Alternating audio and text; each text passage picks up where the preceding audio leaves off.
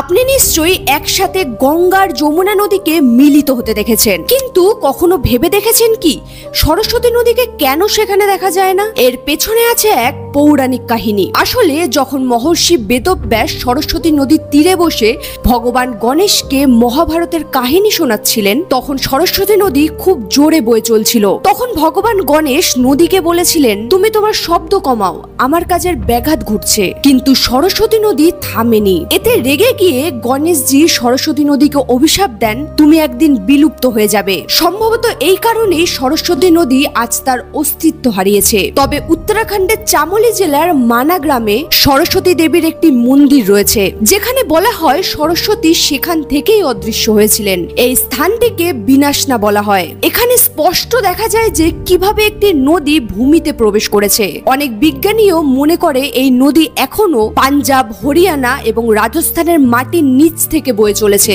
অর্থাৎ পৌরাণিক যুগে যে সরস্বতী নদী হাসি মুখে বয়ে চলত, তিনি আজ মাটির নিচে গোপন ভাবে প্রবাহিত হচ্ছেন। আপনি কি আগে জানতেন সরস্বতী নদী কিভাবে হারিয়ে গিয়েছিল? কমেন্ট করে অবশ্যই জানান।